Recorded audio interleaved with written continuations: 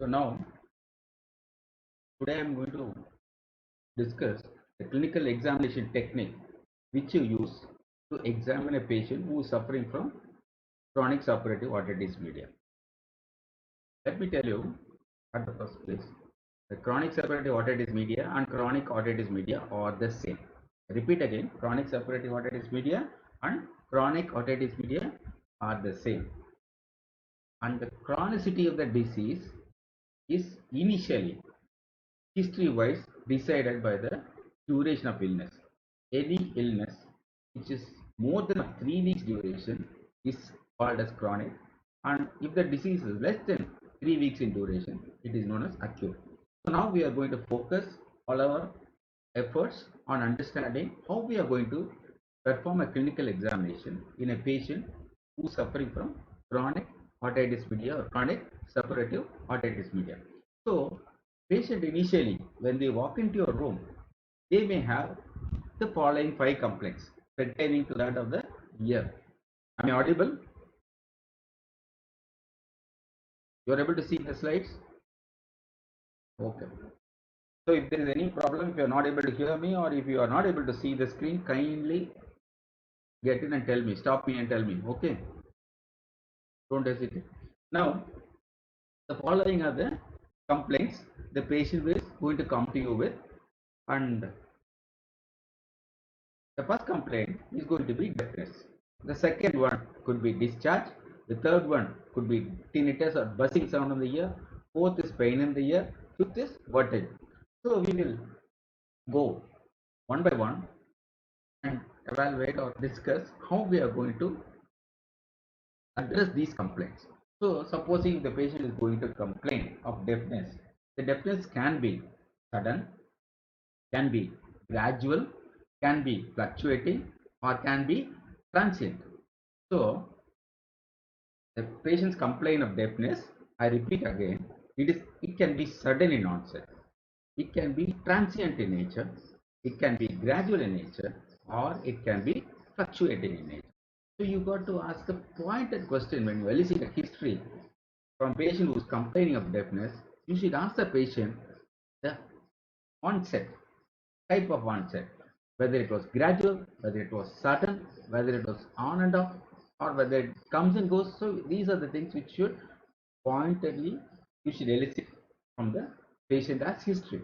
So if the patient is going to give a history of sudden deafness, you should immediately seek a history of triggering event. You should ask the patient, do you remember what exactly caused this sudden deafness? Sudden deafness could be caused due to fracture involving the temporal bone. If the fracture is going to involve the temporal bone, the deafness is going to be sensory neural in nature. First thing, if the fracture is going to involve the temporal bone, the deafness can be sensory neural in nature. If the fracture of the temporal bone causes disruption or dislocation of the ossicle, it can cause two things. One, if the auditory nerve is not involved, if the inner ear is not involved, when there is a simple disruption of the ossicle due to trauma, all the patient will have is a conductive deafness. The patient is not going to have a sensory neural deafness. The patient will have a conductive deafness. And then consider this scenario where there is trauma to the inner ear due to fracture. Labyrinthine injury is there in addition to ossicular chain disruption. These patients will have a mixed deafness. And then perilimb fistula is one of the common features of sudden deafness. Patient will say, I went to bed normally. When I got out of the bed in the morning, I'm not hearing anything. So this commonly is caused by sudden episode of perilimb fistula. I repeat, sudden deafness. If the patient is giving out a history of sudden deafness, you should always seek for a trigger. The trigger can be history of injury causing fracture of the temporal bone. Fracture of the temporal bone per se, if it involves the inner ear, it can cause sensory neural hearing loss. If it is going to disrupt the ossicular chain, it is going to cause conductive hearing loss. If it is going to do both, it is going to cause mixed hearing loss. And then another common cause of sudden hearing loss is going to be perilimb fistula. And perilimb fistula, mind you, is going to cause sudden sensory neural hearing loss. So this is pertaining to the sudden episode of deafness. Supposing the patient says, I had a transient deafness and it improved with time. So again you should ask for a trigger. The trigger could very well be injury. In response to injury, blood accumulation, bleeding can occur in the medullary cavity. Presence of hematoma can cause transient conductive deafness because the ossicles are unable to move because of the presence of hematoma in the medullary cavity. So the patient will have improved hearing when the hematoma resolves. The patient will have improved hearing when hematoma resolves. And then if the deafness is going to be gradual in nature, then you should seek occupational history. If the patient is going to work in a noisy environment, the possibility of noise-induced hearing loss is a good possibility. And then you should seek history of chronic suppurative otitis media. Then you should take a diligent drug history, whether what the patient is the patient on any regular medicines. There are a hell lot of medicines which the patient will be taking for a cardiac problem or for a hypertension, and these drugs are potentially ototoxic, and then the patient could have a secretory otitis media, and patient can give history of viral infection. So if the deafness is going to be gradual in nature, you need to elicit occupational history, you need to elicit history pertaining to CSOM, you need to elicit a clear and comprehensive drug intake history, and then you need to elicit history pertaining to episodes of secretory otitis media, and then you need to seek history for earlier viral infections. Are you all there? Hello? So I like one of you to unmute the mic so that I will know who people are listening to me, right? Because when it's suddenly silent, I don't know whether you are there or not. Because I am glued to the presentation screen. I don't know whether you are glued to the screen or not. So kindly unmute your mic on and off and acknowledge, okay? And then if the hearing loss is going to be fluctuating in nature, if it is going to be fluctuating in nature, so it increases or decreases. A common cause of fluctuating hearing loss is going to be impacted wax. Impacted wax can cause fluctuating hearing loss. Wax, when it moves, when it creates a little bit of space, when it gets disimpacted, it's going to improve hearing. When it gets impacted, it worsen the hearing. So impacted wax is one of the common features of fluctuating hearing loss. Then Meniere's disease, again another common feature of fluctuating hearing loss. So deafness, I have already told you, it can be sensorineural in nature or conductive in nature. So history wise, can you differentiate sensorineural hearing loss from conductive hearing loss? Is it possible to differentiate conductive deafness from sensorineural deafness just by history alone? Anybody? Please unmute and answer.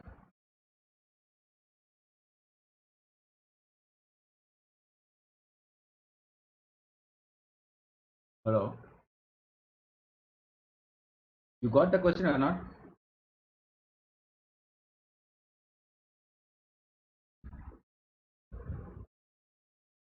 You got the question?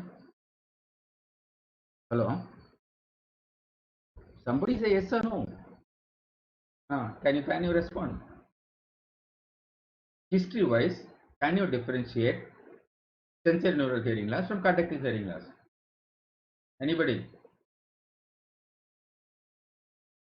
Be a sportman. I am not going to penalize anybody. Please come on.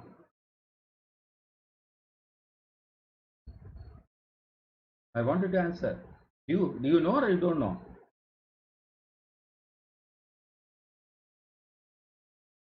If you don't know, you please say I don't know. At least we won't waste time. I will give the answer and we'll proceed further. Okay. So history wise, it is possible to differentiate sensorineural hearing loss from conductive hearing loss. So what question you need to ask? If you ask the patient whether he is able to hear the sound, or whether he is not able to hear the sound, or whether he is not able to comprehend the sound. So what happens? You should ask a pointed question to the patient, whether you ask him or her whether he is unable to hear any sound at all, or whether he is not able to comprehend the spoken word. If you ask this pointed question, the patient will come out and say that, sir, I am not able to comprehend what is being told. If the patient says, I am able to hear something is being spoken to me, but I don't know, I can't understand the spoken word, it goes without saying it is a sensory neural hearing loss. It goes without saying it's a sensory neural hearing loss. If the patient says, I am not able to hear, neither I am able to comprehend. So I'm not able to hear, neither I am able to comprehend. If the patient says that, you need to ask the patient whether he is able to hear better in a noisy environment. So you should ask this pointed question. So what exactly you mean by hearing issues in noisy environment? If the patient says, I am able to hear well in noisy environments, that phenomenon is known as paraacusis velici. That phenomenon is known as paraacusis velici. So this is a classic feature of conductive hearing loss. So what happens in a noisy environment? The speaker, person who speaks, has a natural tendency to raise his or her voice. So the elevated voice threshold will improve the hearing of the patient. So the patient will say, I am able to hear better in a noisy environment. So if the patient says that he or she is able to hear better in a noisy environment, it goes without saying the patient is having a conductive hearing loss.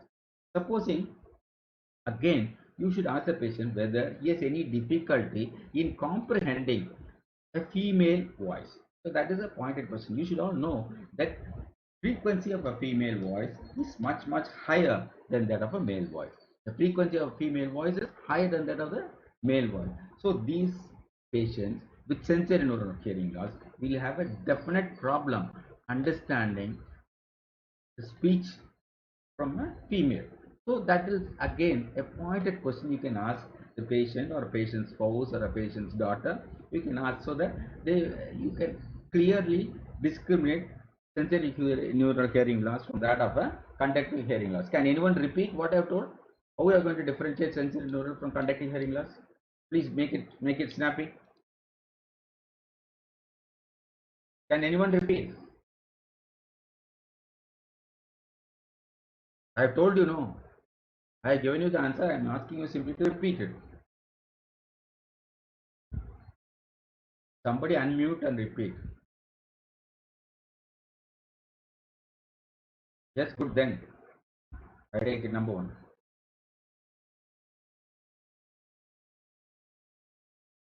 Yes, good then.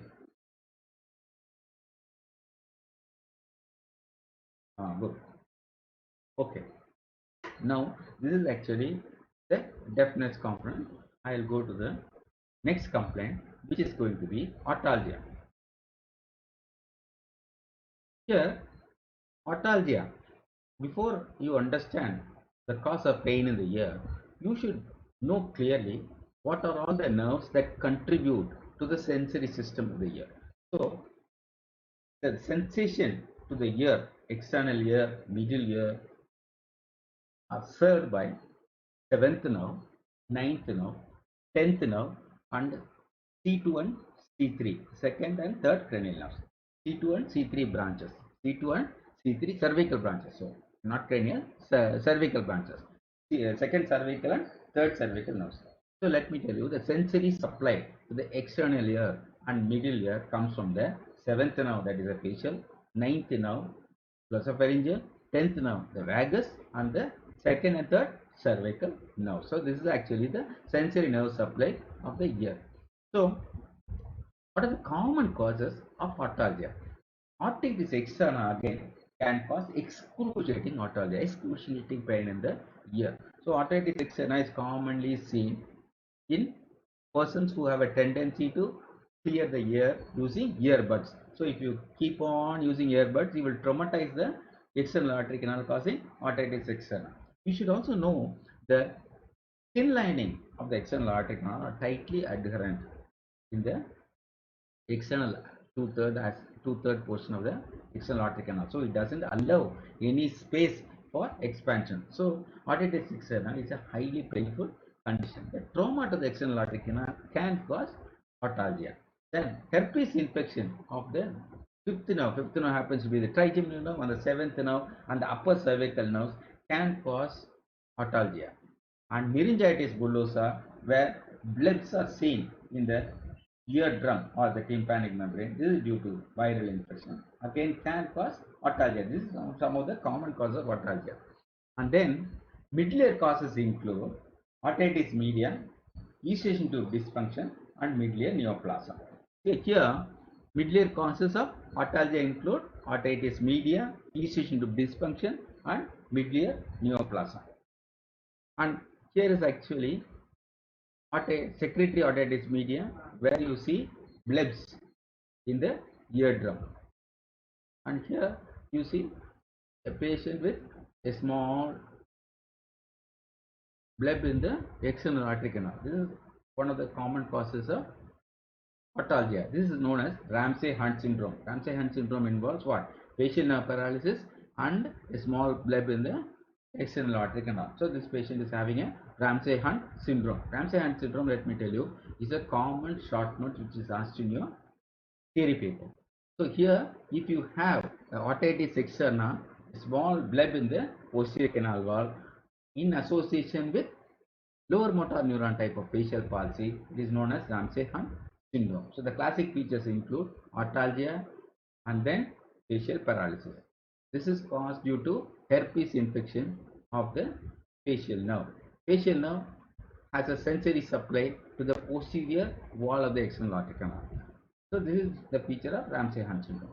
There is something called referred otalgia. So what happens is otalgia can occur due to any lesion involving the sensory zone of these following nerves. The zones can be palate, soft palate, posterior pharyngeal wall.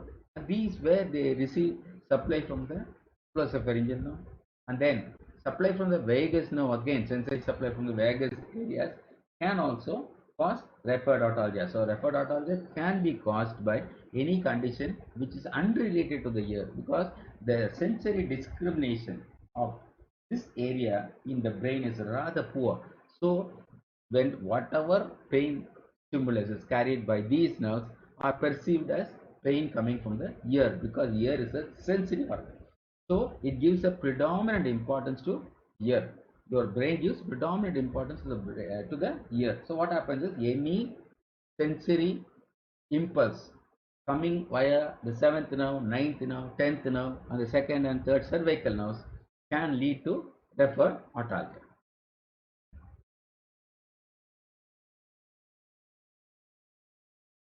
Now I am going to discuss about ear discharge.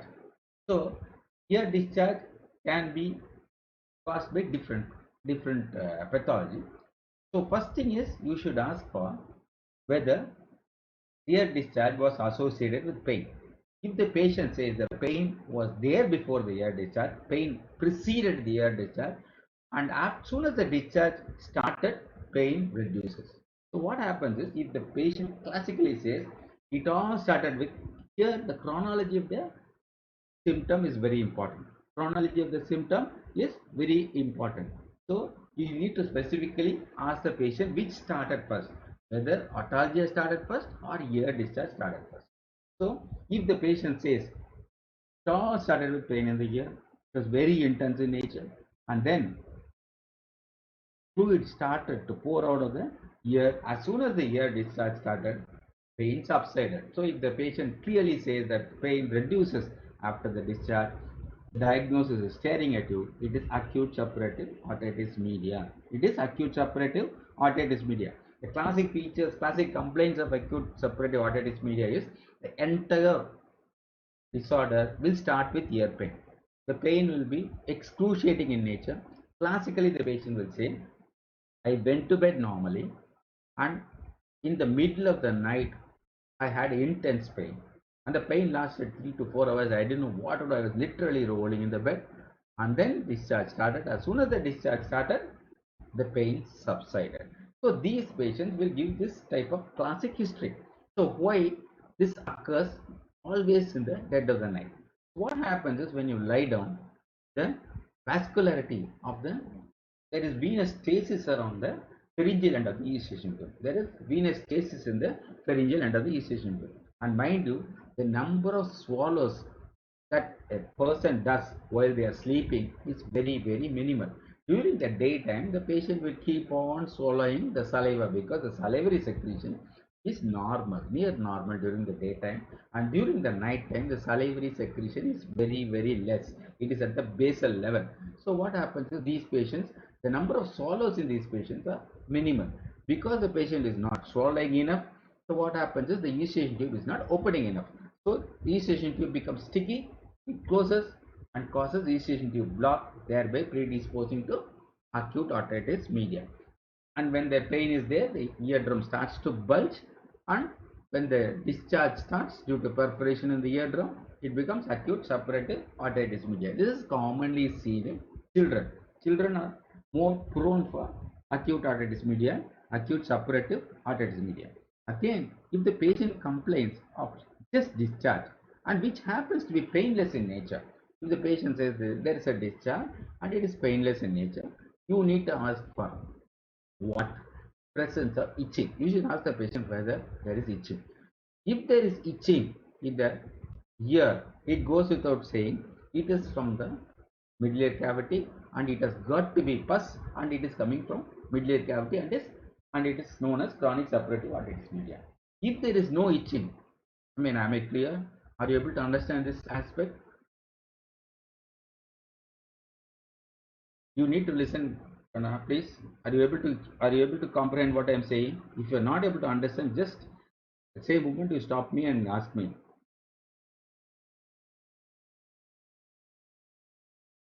Am I clear? Please respond, unmute. Okay. So if the discharge is painless, you need to ask for history of itching. If there is no itching and the discharge is clear and watery, it indicates CSF leak. I repeat again, in a patient with painless discharge, you need to ask for history of itching. If the itching is there, it is CSOM. If the itching is not there, it could be CSF leak. So in these patients, you need to ask for history of head injury. You need to ask for history of head injury. In some patients, without history of head injury, also CSF leak can occur. That is, spontaneous CSF leak are known to occur from the ear. So CSF leak from the ear will resemble plain water. It will be clear and watery. So how will you rule out CSF leak from that of a ASOM or CSOM? CSF leak won't have mucin content. CSF leak won't have mucin content.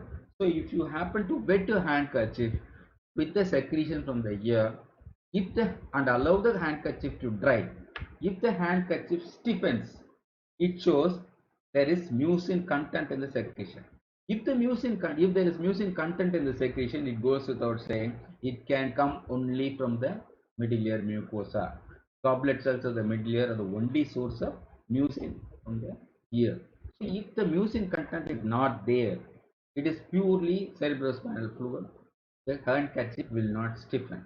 Handkerchief will not stiffen. The next most specific test is you send out the sample of the secretion for estimation of beta transferrin. The presence of beta transferrin indicates without doubt the leak is from the brain, CSF leak. Brain is from the cerebral, leak is from the cerebrospinal fluid. So you send out the specimen discharge to the laboratory, specifically asking them to do look out for beta transferrin, presence of beta transferrin. Now tell me the features of CSF leak, CSF otorrhea. Anybody?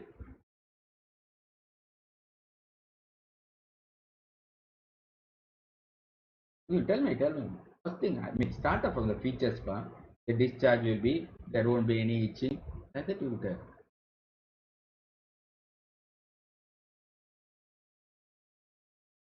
Hmm? Then,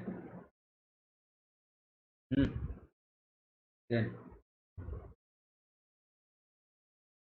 hmm.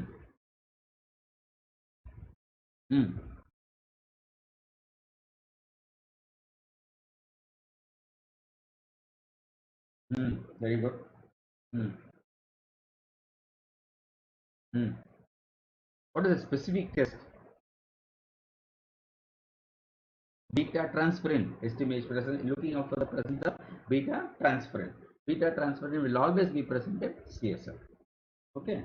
Now, that if the discharge is associated with pain, it can be ASOM. Again, if it is associated with pain, if the discharge is blood stained, serosanguinous in nature, a serosanguinous discharge will indicate two things. One is probable malignancy of the medullary cavity or ASOM. Even in ASOM, the first discharge will be mixed with blood. I repeat again, the first discharge which is coming out of the ear following acute otitis media, actively perforated eardrum which has just started to discharge, discharge will be mixed with blood.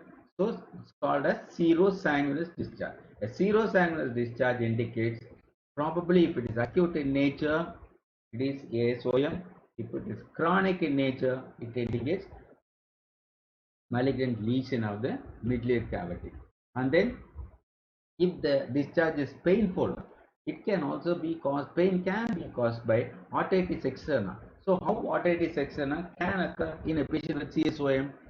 How otitis externa can occur in a patient with CSOM? So what happens is whenever there is a discharge in the ear, your immediate action is going to be you will attempt to clean up the ear. So you will use a earbud or a cotton wig to clean up the discharge. So when you attempt to clean the ear of the discharge using a bud or a cotton wig, you can traumatize the skin of the external aortic canal, which is a very sensitive portion of the ear. So when you traumatize, it gets infected and leads on to otitis externa. So otitis externa secondary to CSOM is always caused by ear attempt by the patient to clean up the ear. And then you look out for something called tragal tenderness. So you apply pressure to the tragus. If the patient is complaining of tragus, if the patient winces in pain, or if the patient says it's very painful, it indicates otitis externa. So in all patients with pain in discharge, the only way to differentiate that discharge from that of a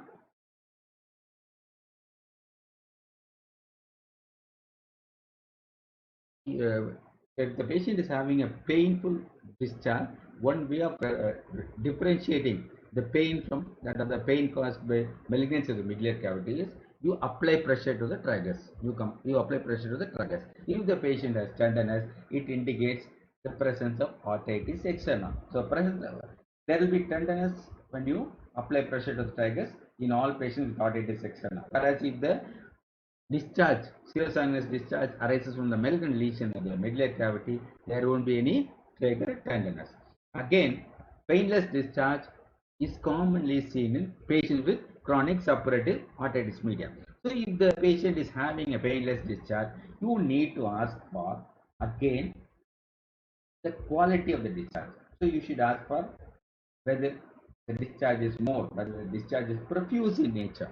If the discharge is profuse, if it comes torrentially, however much you clean, it just comes. Then if in that scenario, you need to rule out extradural abscess. If the discharge from the ear is profuse, if the discharge from the ear is very profuse, it just fills up the moment you clean it. The profuse discharge, which is not foul smelling, indicates extradural abscess. You should always keep all these aspects in mind when you examine the patient. And a profuse discharge, not foul smelling in nature, you should always suspect extradural abscess. And then, if the discharge is scanty in nature, if the discharge is scanty and foul smelling, it indicates an unsafe ear or attic pathology.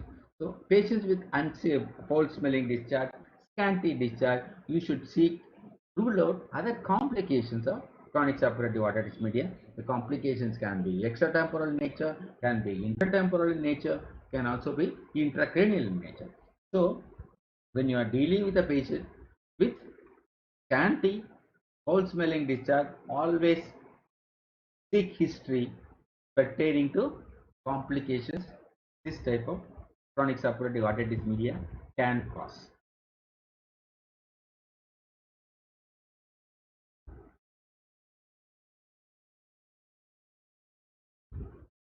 Now, next common complaint the patient can come out with is hallucination of movement or vertigo. The patient will feel that they have giddiness, they have rotated, they classically say, I feel unsteady, I feel that my head is rolling, my whole entire body is reeling.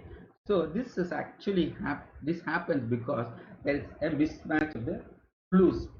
pertaining to the position of the patient to the brain. So these clues pertaining to the position of the patient is always provided by eye, proprioception, and the medial labyrinth. So these three clues should reach the brain. If there is going to be a mismatch to any of these clues, it is likely to manifest as giddiness by the patient. And mind you, the representation in the brain, in the cerebral cortex for the sensation of movement or position of the body is very, very small. So even a small lesion in that area can cause central vertigo. And in fact, the patient may not be able to classically or clearly describe the various types of vertigo. The patient won't be able to tell you what are the types of feeling he is having, because the feeling is so bizarre. He will sense that the entire feeling is, as per his words, will be very bizarre, and you won't be able to comprehend whatever he says. So these patients, that this happens because the clarity of the disorder is not there for the patient, because of the small cortical representation that this sensation is provided with. And then these patients will have a nystagmus, and if it is rotatory in nature, it indicates a central lesion. If the nystagmus is rotatory, it is central lesion. If the nystagmus is lateral beating, it beats from medial to lateral, it indicates a peripheral cause. So there is always a difference between a central vertigo and a peripheral vertigo. The central vertigo will always be rotatory in nature, and the central vertigo does not fatigue at all. Central vertigo does not fatigue at all, whereas peripheral vertigo is lateral in nature. It can be lateral, it can go up and down, or it can go sideways. And mind you, the lateral vertigo is, or the peripheral vertigo is transient in nature, because it has a tendency to fatigue after a prolonged time. So what happens is, a peripheral vertigo always fatigues and stops, whereas a central vertigo does not fatigue and it is rotatory in nature. If the patient classically complains of vertigo when they attempt to cough or sneezing, when they attempt to sneeze, or when they attempt to cough, when they say I feel giddy, it is a classic presentation of perineal fistula. If the vertigo is present when the patient is coughing or sneezing, it indicates perineal fistula. And then there's one phenomenon known as studio phenomenon, wherein exposure to loud noise, per se, can cause giddiness. And this studio phenomenon is classically seen in patients with endolymphatic hydrops or Meniere's syndrome. I repeat again, Tullio's phenomenon is giddiness caused due to excessive exposure to loud sound. So this is commonly seen in patients with endolymphatic hydrops or Meniere's syndrome, in other words. So am I clear? Have you got it, or do you want me to repeat again?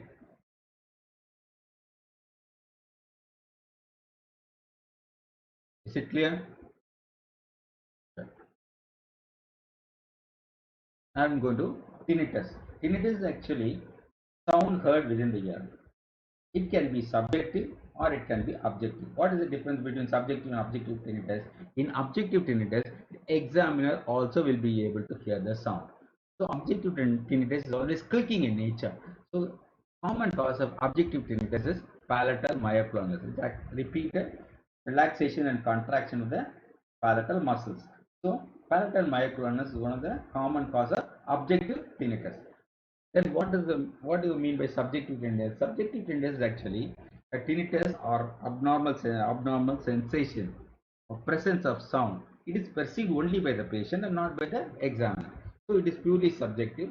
Examiner does not hear the sound, whereas the patient is able to hear the sound. He is subjectively he feels that he hears a buzzing sound in the ear. The common cause of a buzzing sound in the ear is early stage of sensorineural hearing loss. The commonest cause of buzzing sound in the ear is the early stage of sensorineural hearing loss. Again, another cause of tinnitus is Meniere's disease. In Meniere's disease, the tinnitus is supposed to be roaring in nature. In Meniere's disease, the tinnitus will be supposed to be roaring in nature. Then, presence of impacted wax. Presence of impacted wax will enable the patient to hear The internal milieu sounds. When there is impacted wax, the patient will be able to hear sound generated by blood flow, alveoli popping up due to the entry of air. These sounds will be heard well by the patient and they will complain of tinnitus. So, common cause of tinnitus, subject to tinnitus in these patients include impacted wax and early sensorineural hearing loss. Common causes of subjective hearing loss are impacted wax is the first commonest, next happens to be early sensorineural hearing loss. Now I am going to talk about another common complaint which can be deep fuses. So this is actually a difference in the pitch of the tone between the ear. The ear perceives the same sound as differing in pitches between them. This is commonly associated with endolymphatic eye drops. In fact, these patients will classically say, I am able to hear a double sound. I am able to hear a double sound. And someone will say, I am able to hear an echo. So, this ability to, the patient will complain of either hearing a double sound or hearing the sound as an echo. This shows that the patient is hearing a sound with different pitches between both the ears. This is associated with endolymphatic eye drops, otherwise known as Meniere's syndrome. Meniere's syndrome per se is a large topic on its own and we need to take a separate class. Now, I have been telling about otitis media with effusion. Otitis media with effusion is just fluid collection in the midline cavity. Here you see a video wherein patient has come with otitis media with effusion. This is actually a procedure known as myringotomy. You use a myringotome to incise, create a small incision in the eardrum. When you use suction, you see the secretion, thick mucoid secretion being sucked out.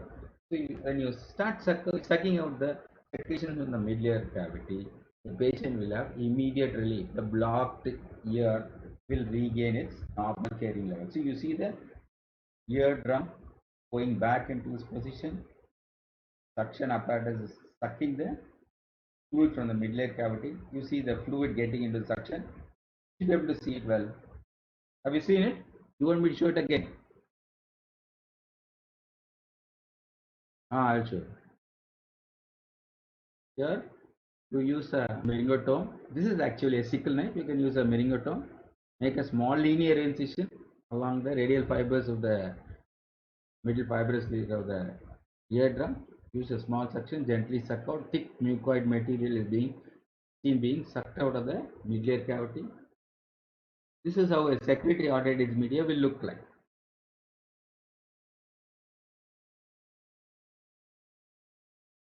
You see the eardrum collapsing because the space occupied by the thick tenacious secretion is totally gone. So the eardrum feels normal.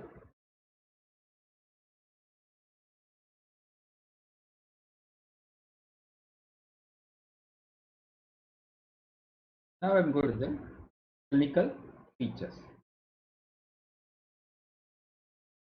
The common clinical features is when you attempt to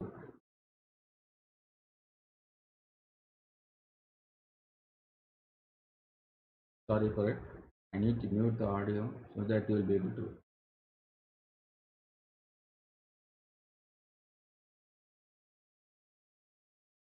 Here you see a colostrum in the attic region, cotton wool appearance. You see my cursor, the cotton wool appearance in the attic region. This is typically the attic cholesteatoma, the cotton whitish mass seen occupying the attic region. Here you see the handle of the malleus.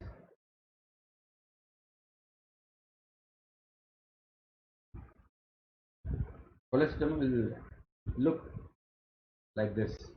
This is actually the pars tensa portion of the eardrum. This is the handle of the malleus. This is the cholesteatoma. This is how a cholesteatoma will look on your otoscopic examination. Here you see the drum clearly, the pars tensa portion. This is the cholesteatoma. Attic cholesteatoma will commonly look like this. So if you are performing clinical examination of a patient with attic cholesteatoma, this is how it is going to look like.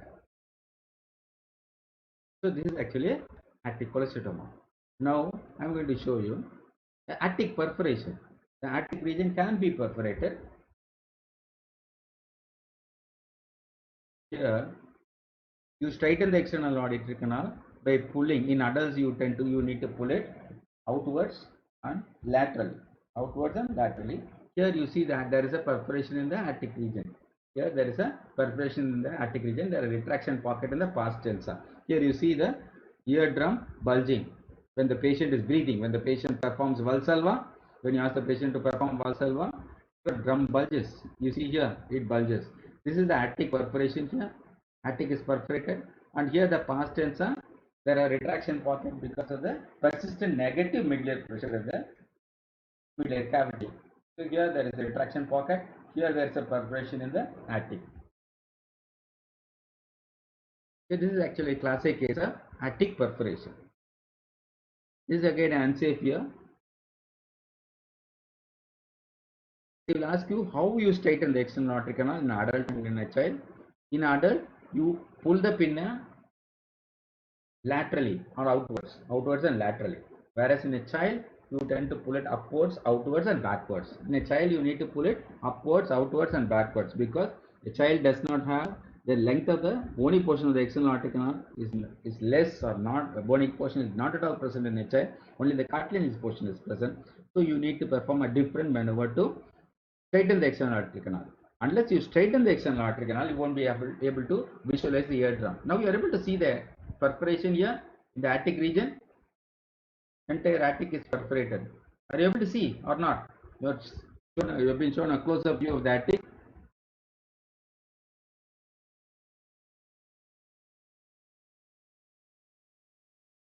And then another way of straightening the external aortic canal is using a oral speculum which is attached to your otoscope. So when you put in a speculum, the simple maneuver of inserting the speculum itself will straighten the external aortic canal.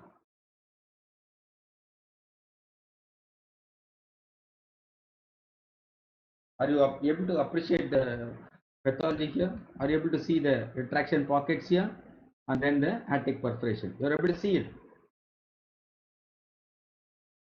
Okay. Is it clear?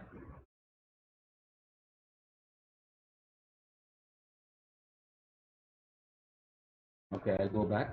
Not waste time over it. Then here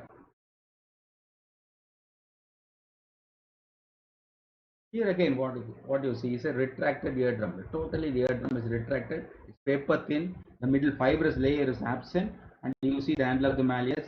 This is the long process of the incus, suprastructure of the stapes. This is the footplate of the stapes. This is the round window. My cursor is pointing towards the round window. This is the promontory. This is the promontory. This is the handle of the malleus.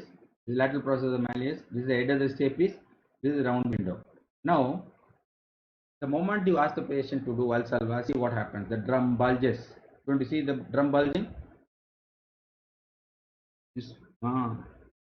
So it bulges. So if you ask the patient to perform Valsalva while you do the otoscopic examination, it will bulge. Why it is bulging? Because it is a dimeric membrane. The middle fibrous layer is absent. And so the membrane has got only two layers, the outer squamous and the inner mucosal layer. Here you see the drum bulging. The other ear is also affected. You see it beautifully bulging when the patient does a Valsalva. You're able to see it. You see it moving. This is actually a retraction, classic retracted eardrum, classic pars tensa retraction. This is classic pars tensa retraction. And now let us go to the various signs.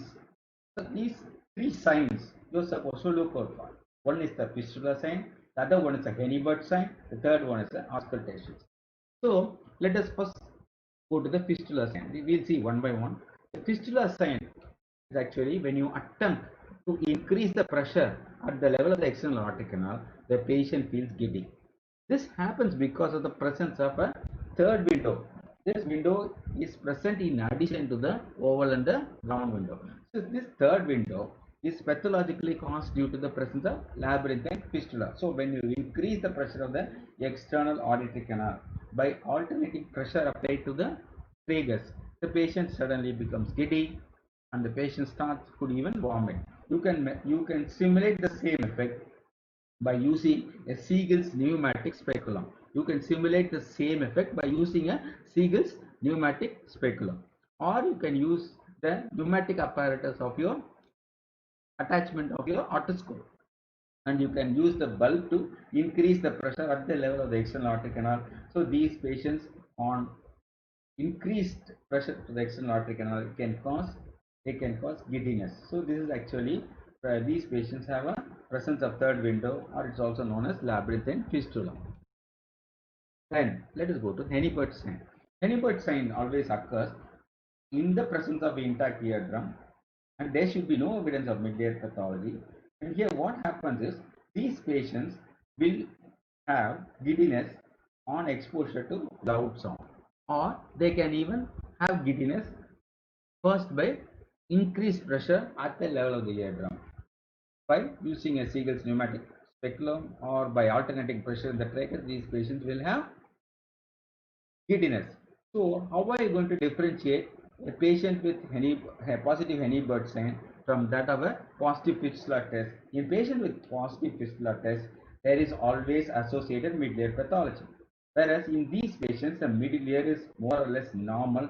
The eardrum will be normal. In patients with Henneberg sign, the eardrum will be normal, and this is caused mainly due to a hypermobile foot plate or due to adhesions present in the vestibule. This condition, Henneberg sign, is actually seen in congenital syphilis or late tertiary syphilis. So, in Henneberg sign, it can be elicited in patients with congenital syphilis or late tertiary syphilis. And if you for you to say the presence of giddiness in response to increasing pressure in the external aortic canal is due to Henneberg sign, these patients should have a normal medullary cavity. The eardrum should be normal, the medullary cavity should be normal, and there should be no medullary disease. But the probable cause of this Henneberg sign is due to a hypermobile foot plate, or there could be adhesions in the vestibule caused by fibrosis. Now let me go to the auscultation sign. So you should always use a stethoscope and place it over the external auditory canal, and you use the well portion of the stethoscope to do it, because when you use the diaphragm you will start hearing other noises also. So you should use the well portion of the stethoscope, place it over the external aortic canal, and you can hear a bruit. If you hear a bruit, it goes without saying there is a presence of a glomus tumor or other vascular abnormalities. I repeat again, you use the bell portion of the stethoscope to perform this auscultation test, and you look out for auscultation sign. Auscultation sign is actually caused by presence of a bruit, which is caused by noise generated by blood flowing through glomus tumors or due to AV malformation, or commonly another common cause is a eustachian tube which is patulous. So if the eustachian tube is patulous, every time the patient breathes, you will hear the air gushing into the medullary cavity. Again, that will be picked up by a well portion of the stethoscope. So, auscultation sign is positive in the presence of glomus tumors, AV malformation, and in the presence of patulous eustachian tube. I repeat again, auscultation sign is positive in a patient with glomus tumors, vascular anomalies, or in the presence of patulous eustachian tube. Now let us go to the examination proper. So the examination of the external aortic canal, you should first know how to straighten the external aortic canal. I've already told you, you can either do you can do it by pulling the pinna, or you can use the speculum, oral speculum, or the speculum which comes along with your otoscope to straighten the external aortic canal. By straightening the external aortic canal, you can examine the eardrum properly. And the eardrum, you divide the entire eardrum into 4 quadrants by drawing 2 imaginary lines. So one imaginary line should be drawn along the handle of the malleus. One imaginary line should be drawn along the handle of the malleus. The other imaginary line should be drawn in the past tense along the anterior and posterior malleolar folds. I will draw and show you.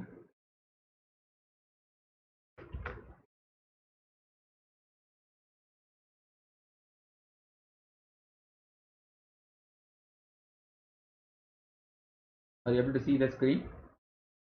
My paint screen? You're not able to see?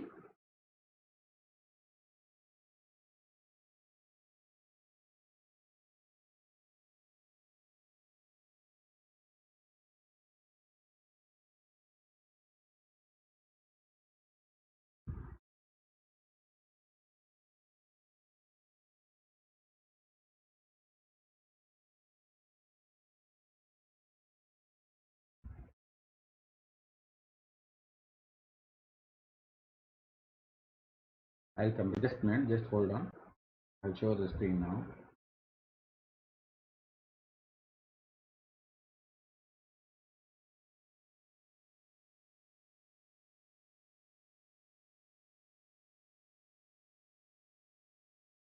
I think now you should be able to see the paint screen. You're able to see now?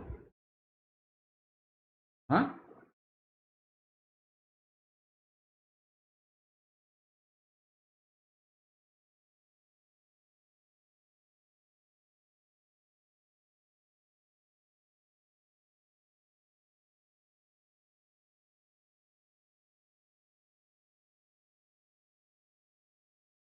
Approximately the eardrum.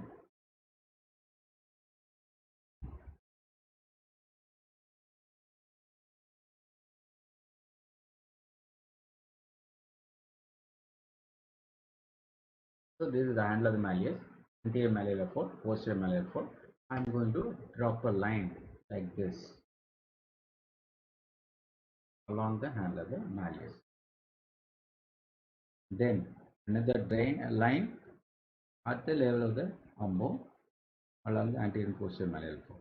Here you have the anterior superior portion, anterior superior portion, anterior inferior portion, posterior superior portion, posterior inferior portion. Are you able to see?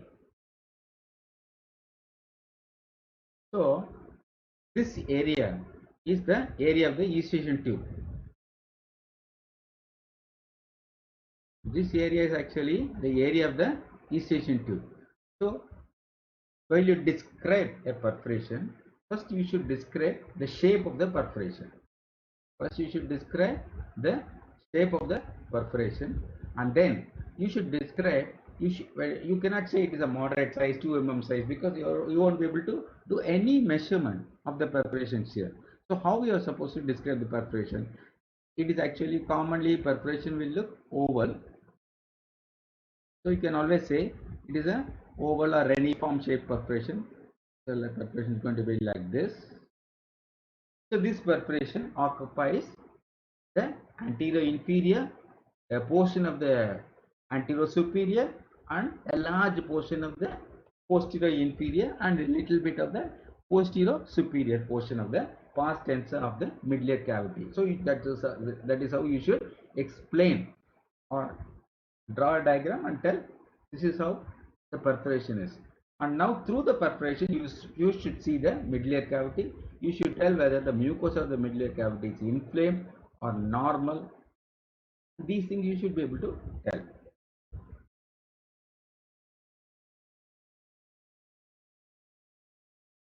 Let me go back to the previous screen.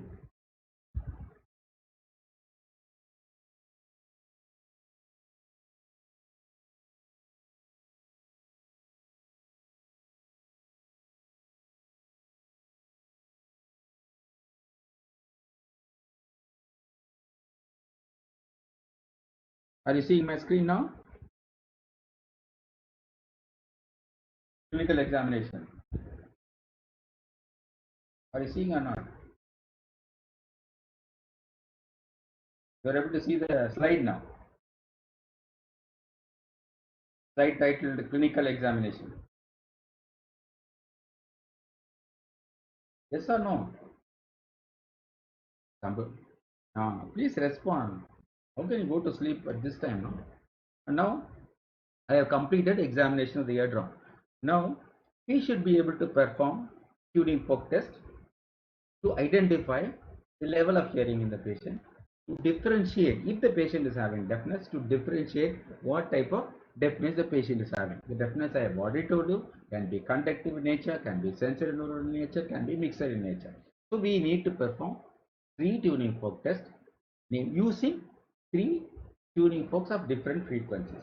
So what frequencies you are going to use? Any idea? Commonly used. Start from the lower level. Don't start from the middle part. Start either from above or start from the below. I have already given a clue saying that you are going to use 3 tuning forks. Now tell me what 3 frequencies you are going to use. Okay, let me not waste any more time. The lower frequency is going to be 256 hertz. The middle frequency is going to be 512, and the third frequency is going to be 1028. So these are the 3 frequencies you use to test the hearing. Why you are so particular that you use these 3 frequencies alone? This is commonly asked in your clinical examination. Why are you so particular that you use only these 3 frequencies?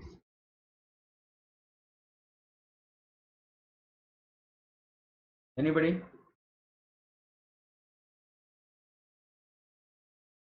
If you say, if you know, please answer. If you don't know, say I don't know, so that I can give the answer and proceed further. Okay. So you should test for whenever you perform a test. The role of hearing is you should focus more on speech. If the patient is complaining of lack of loss of hearing, only when the patient is unable to hear the spoken word. So they are very particular hearing the spoken word. So the speech frequency invariably falls between these 3 frequencies, namely 256, 512, 1028. So these 3 frequencies literally fall within the speech frequency range. So we are indirectly testing the patient's ability to hear a spoken word using tuning fork. If you are using a tuning fork which has a frequency lesser than that of 256, what is likely to happen is it creates or it elicits. What is happening? People go and come. Huh? It is better felt than heard. I repeat again, if you are going to use a tuning fork which is less than that of 256, that is namely 128, 128 is actually better felt than heard. So where exactly you use this 128 hertz frequency tuning fork? You use it to test the vibratory sense of the patient, whether the patient is able to sense the vibration. This is used to test the ability of the patient to sense the vibration. This is an indirect test for proprioceptive sensation. I repeat again, 128 hertz is used to test the vibratory sense. The patient is able to sense the vibration generated by the tuning fork. And mind you, there are certain prerequisites to let us know that this tuning fork is a good one. For a good tuning fork, these factors should be fulfilled. One is the tuning fork should be made of a good alloy. The tuning fork should be made of a good alloy. Number two, it should have a wide base. Number three, it should vibrate at the specified frequency, not more, not less. So, if the tuning fork is say, if it is marked as 258, it should vibrate at the rate of 258 hertz per second. So, that is should be maintained. So these are all the prerequisites. The fourth one actually is it should maintain the vibration for one full minute. So the vibration of the tuning fork should be sustained for 1 full minute. So that is one of the prerequisites for a good tuning fork. And last but not the least, it should not produce any overtones. The ideal tuning fork should vibrate for 1 full minute at the specified frequency, and it should not produce overtones. Kindly tell me now, anybody, the prerequisites for a good tuning fork. This is again a commonly asked question in your clinical exam. Please be a sport fast.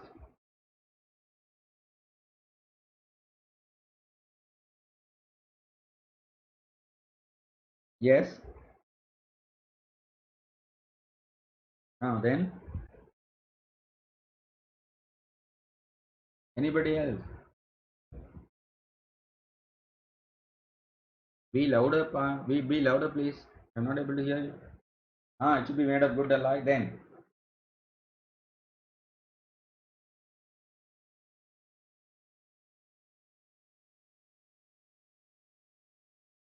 Hmm. Point is taken then. It should have a wide base. Okay. It should have a wide base. So that is these questions you will face in your clinical examination. That's why I'm spending time and asking you to repeat the answers.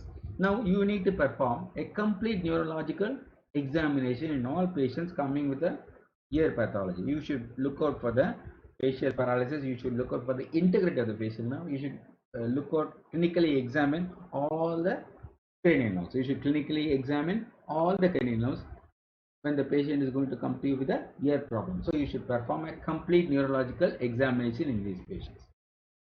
Then what exactly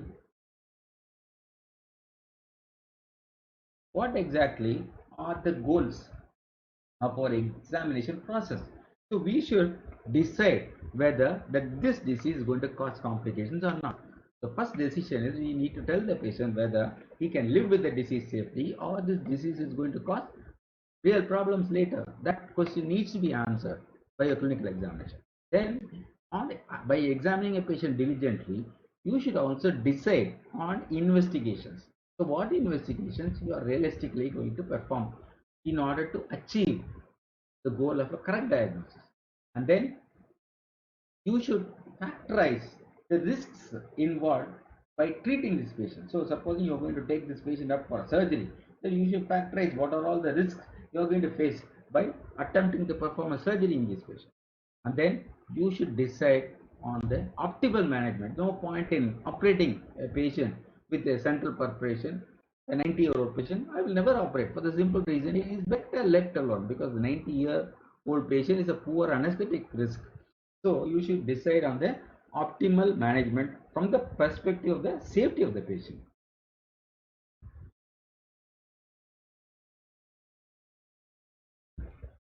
Now let us go to the classification of chronic suppurative otitis media. There are two types of classification. The old one I think you should be familiar with. Anyhow, I don't mind repeating.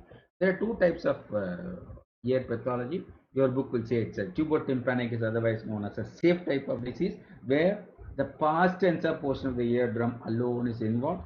And then atticoantral is where the attic portion of the ear middle ear cavity is involved. And mind you, atticoantral type is more dangerous because it has a potential to cause complications. Why atticoantral pathology has a tendency to cause intracranial complication? Because attic is a crowded space.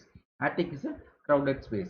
Disease in the attic cannot remain confined to the attic for long duration of time. I repeat again, atticoantral disease is a dangerous disease, has a tendency to spread to the intracranial, to spread out of the confines of the temporal bone, because of the simple reason it is a crowded space and the disease cannot be confined to this narrow space for a long period of time. So this is actually, it is going to be a tubotympanic. It is a safe type. Safe means it does not cause intracranial complications, whereas atticoantral is supposed to be unsafe because the intracranial complication caused by the atticoantral disease is really troublesome. And now here is the newer classification. I think you should focus more on the new classification. If the examiner is going to be young, he will like you to adhere to the new classification. Let me tell you, this classification is not all that new. It is 10 years old. So you just focus on what this new classification of CSOM is all about. You recently, currently the accepted classification of chronic suppurative otitis media goes like this. It can be active mucosal, then it can be inactive mucosal, it can be active squamosal or inactive squamosal or heel. Here, to make it very simple, I am going to classify this entire class, chronic suppurative otitis media under three heads. It can be a mucosal disease. A mucosal disease more or less like that of your tubotympanic or safe type of mid-ear disease in your earlier classification, older classification. I repeat again, you will have to first differentiate whether the mid-ear disease is a mucosal one or a squamosal one. So if it is going to be a mucosal, it goes without saying it is a subtype of tubotympanic disease. Squamosal is atticoantral disease, simply put. So now let us see the basic differences between these five subtypes. One is active mucosal. In active mucosal, these patients will have a pre-existing perforation. Discharge will be seen coming out of the middle ear cavity. Here you see the discharge coming out of the middle ear cavity, or the middle ear mucosa can undergo polypodal changes, and the polyp can be seen protruding out of the perforation, filling the external aortic canal. The presence of polyp in the external aortic canal, presence of active discharge in the external aortic canal indicates active mucosal disease. It indicates active mucosal disease. Now, what is inactive mucosal disease? So, inactive mucosal disease looks like this. There is a large central perforation. This is the handle of the malleus. This is the long process incus, head of the stapes. This is the promontory. This is the round window. You are able to see the entire middle ear cavity through the perforation. The middle ear mucosa is more or less normal. The middle ear mucosa is not inflamed. It is pale and white. It is healthy. So, if you find a large perforation along with a healthy middle ear mucosa, it is inactive mucosal. Mind you, this inactive mucosal can become active mucosal if the middle ear mucosa gets infected. This middle ear mucosa can be infected by organism getting into the middle ear cavity through the external aortic canal. Supposing the common way is water getting into the external aortic canal, exposing the middle ear mucosa to pathogens. So you should ask these patients to wear ear plugs when they take a head bath. You should ask these patients to advise these patients to wear a swimmer's ear plug when they take head bath. That is one important thing. And you should also tell them that they should avoid swimming. When they go for a swim again, the middle ear mucosa gets exposed to contaminated water. So these two things help in managing the patients with inactive mucosal disease. And then, what do you mean by active squamous cell? The active squamous cell is actually, here you see cholesteatoma with granulation tissue in the aortic region. You see a cholesteatoma in the granulation tissue in the aortic region. So this is active squamous cell. Then I will show you a video where you see a aortic perforation, discharge, entire eardrum is gone. Only the handle of the malleus is visible. Only the handle of the malleus is visible. This is actually one of the finding you see in a active squamous cell disease. Aortic is eroded totally, handle of the malleus is exposed, entire eardrum, past tensor and past facet has gone. So this is actually a classic feature of active squamous cell type of disease. And now let me go to the inactive squamous cell. So inactive squamous cell, what happens is there are multiple retraction pockets. So the disease is not active, but still there is multiple retraction pocket. I have already told you this retraction pocket is caused due to loss of middle fibrous layer of the eardrum. Eardrum has got three layers: outer squamous, middle fibrous, and the inner mucus. Inner uh, mucus inner epithelium, middle ear epithelium, normal middle ear epithelium. So these three layers, the middle layer or the fibrous layer is lost in these patients. So this classically, this eardrum is known as a diamond. So if this eardrum loses its tensile strength and it tends to adhere to the middle ear cavity in response to vacuum in the middle ear. So this is how a inactive squamous layer looks like, because it is lined only by the outer squamous and the inner middle ear epithelium. The middle fibrous layer is lost. Then healed perforation. Here there is a perforation and the perforation is healed in this patient. The healing can occur either by the presence of dimeric membrane or by the presence of calcification in this area. The calcification of the middle fibrous layer, the destroyed middle fibrous layer, which can undergo calcification, and it is known as tympanosclerosis. So my cursor is indicating a tympanosclerosis. I mean, is it clear? Can I go to the next slide? Huh? Mind you, the entire lecture can be accessed again via the YouTube channel. I'll send out the link as soon as it is uploaded to the YouTube. So let us go to the complications. Here, complications can occur due to the presence of aortic pathology, it can affect labyrinth, causing labyrinthitis, and then it can cause mastard abscess, and then if there is a complication associated with chronic arteritis media, that you should always seek out for presence of polycythoma. You should always seek out for presence of polycythoma. The complication can be intracranial, which is brain abscess, subdural abscess, extradural abscess.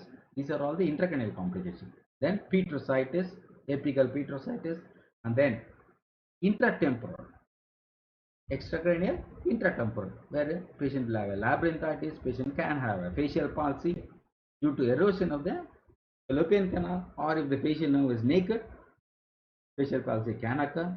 Lateral sinus thrombosis can occur. In the presence of lateral sinus thrombosis, these patients will have classic Pickett-Fens type of fever. These patients will have classic Pickett-Fens type of fever. In children, in well-pneumatized mastoid, they can have mastoiditis. Mastoiditis can be easily identified by applying pressure on the mastoid tip, eliciting mastoid tenderness sign. Then how are you going to manage these patients? So medically, if the patient is going to have a mucosal pathology, active mucosal disease, your intention is to make it dry. So you should reduce the discharge, or preferably you should make the discharge dry. How are you going to make the discharge dry? By administration of ear drops, antibiotic ear drops. So how are you going to administer ear drops? So you are going to fill the entire external aortic canal by the antibiotic ear drops, and you are going to propel the ear drops from the external aortic canal into the mid-ear cavity via the perforation on the eardrum. This propulsion can happen only when you apply alternating pressure to the tragus, or when you use a Siegel's pneumatic speculum to deliver extra pressure to the external aortic canal. So this will push the ear drops into the mid-ear cavity, and this ear drops enters the mid-ear cavity by displacing the air already present in the mid-ear cavity. Since the ear drops enters the mid-ear cavity by displacing the air from the mid-ear cavity, it is known as administration of ear drops by displacement method. It is known as administration of ear drops by displacement method. This is again another question they will ask you in your clinicals. And then next comes when the patient is going to have a inactive mucosal disease where there is a residual perforation.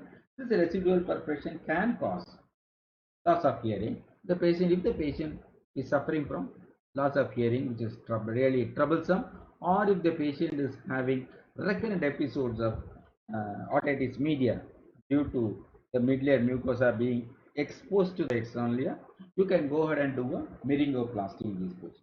So in all patients with dry central perforation, you can go ahead and use myringoplasty as a treatment. And the graft material which is used for myringoplasty is commonly harvested from the temporalis fascia. So why you choose temporalis fascia as a graft source for the closing the perforation of the eardrum?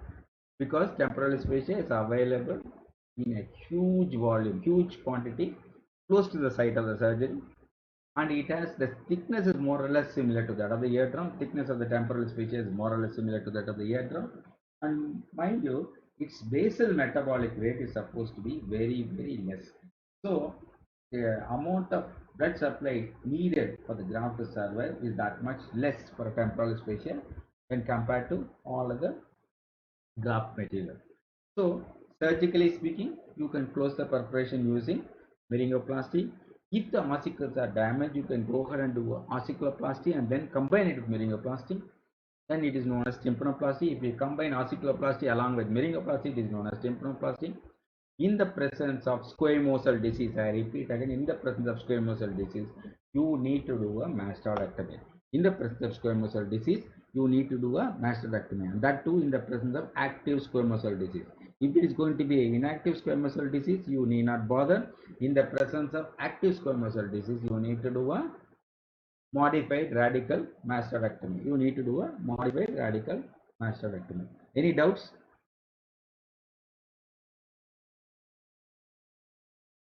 Can we log off?